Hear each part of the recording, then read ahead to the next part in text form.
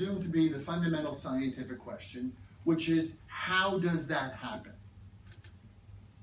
Now, it used to be that when we came to how, we talked about learning and cognition. Then we moved on to cortisol and stress physiology. Now we're into neuroscience and brain mechanisms, and moving into genetics and epigenetics and the expression of genes. In other words, we keep turning up the power of the microscope, if you would, to delve ever more detailed into the processes or mechanisms that might explain why what happens earlier, or how what happens earlier, comes to be instantiated in who we become later in life. But what we don't ask, and I think it's a fundamental problem with our assumptions, is why should we even think that what happened, this isn't working. Can somebody help me here? I'm not getting, okay. Is it, why should we even think that what happens early should affect us later on? In fact, many people over the years have questioned this presumption about the role of early experience in shaping who we become.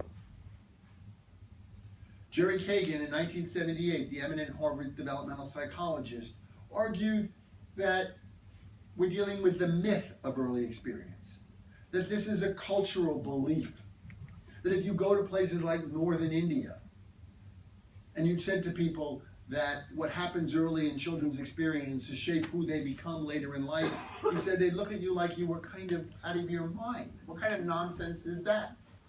As far as they were concerned, fate determined where you ended up in life. It wasn't what happened to you early. Decades later, a man named Brewer, a philosopher who went to the early experience literature, wrote a book called The Myth of Early Experience. And he argued that, again, if you look at the evidence base, it's not really there. There's not a lot of evidence linking what happens early to what happens later. That maybe like the quality of care data I shared with you, the effects are there, but they're not particularly strong. So it's not like, you know, that the individual is really being crafted in a major way early on. Indeed, one can pose the following question.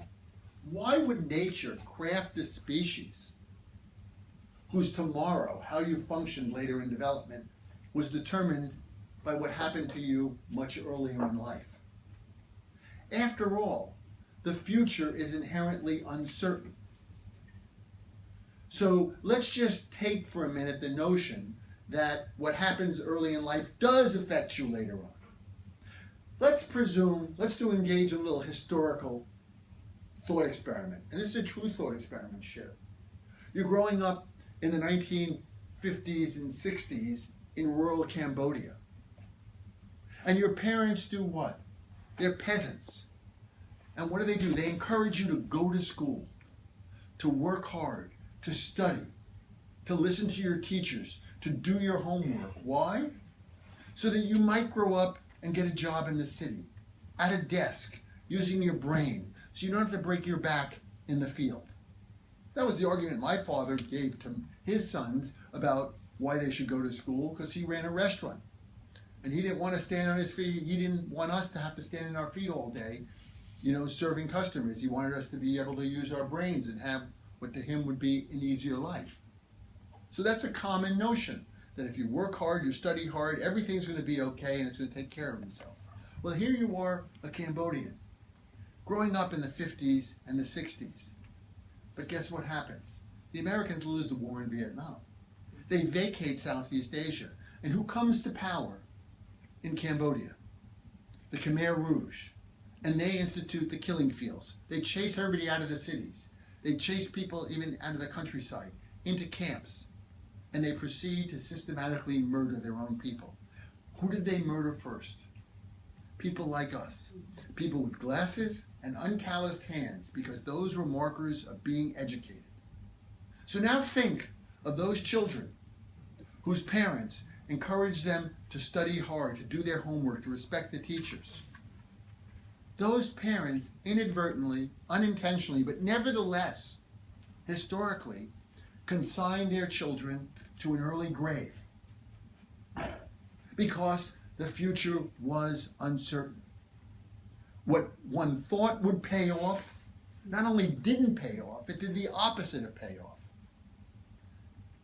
And if you stop and you think about that, what it suggests is that it wouldn't make any sense for nature to have crafted a species like us where we're all shaped by our early experiences in terms of who we become later in development. Because the future's uncertain. And if we're all shaped by our early experiences to be nice and cooperative and unselfish and caring and sharing, and the world goes into an economic doldrums, and the federal banks aren't there to bail us out, and our money's worth nothing, and we have the dark ages and chaos reigns supreme, well, cooperation and sharing and niceness may not pay off. If you'll excuse the expression, being a son of a bitch may really pay off. And there must have been times in human history when being an SOB paid off. In the same way, there must have been times in human history when being caring and sharing paid off.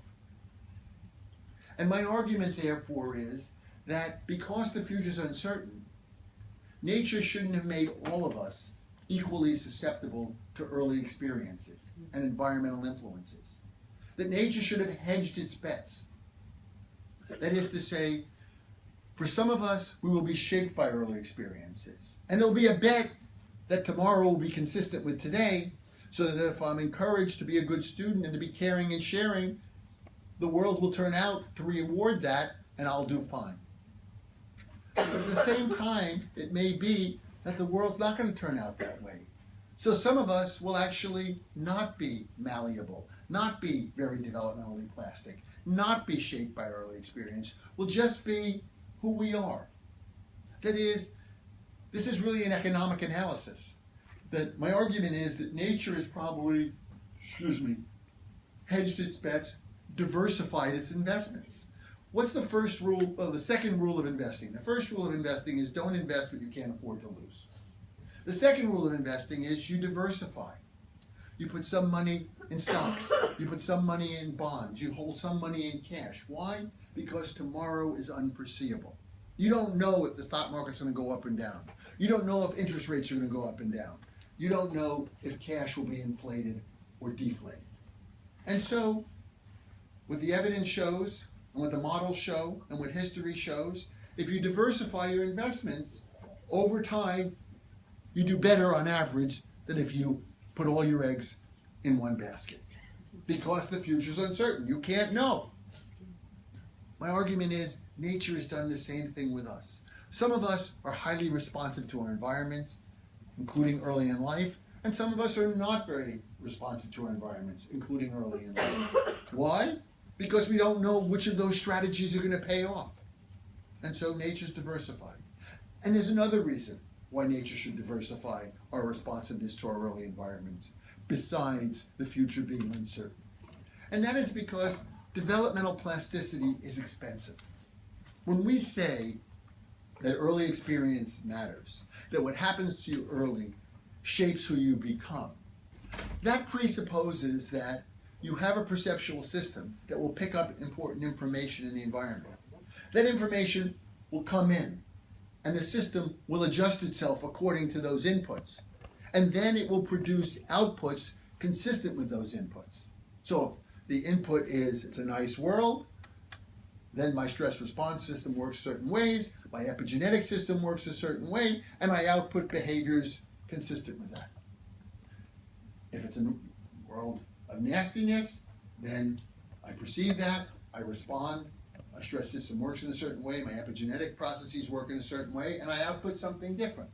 Well, every step along the way, from perceiving to incorporating to producing, there are moving parts. Something can go wrong.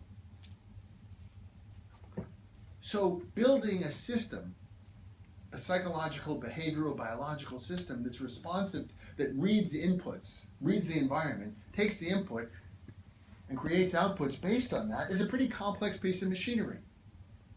And there are multiple ways it can go wrong. Whereas if I'm just what I would call a fixed strategist, I'm just going to be who I am, I have fewer moving parts. I don't have to monitor that environment. I don't have to take that information and make adjustments inside. I don't have to take those adjustments inside and produce outputs. There are fewer ways for the system to go wrong. Because there are fewer moving parts, if you would. So those are two reasons in my mind that why we shouldn't expect all children to be equally responsive to their environmental experiences. One is because the future is uncertain. Being responsive may pay off, it may not pay off. Tomorrow we'll find out. We can't know today.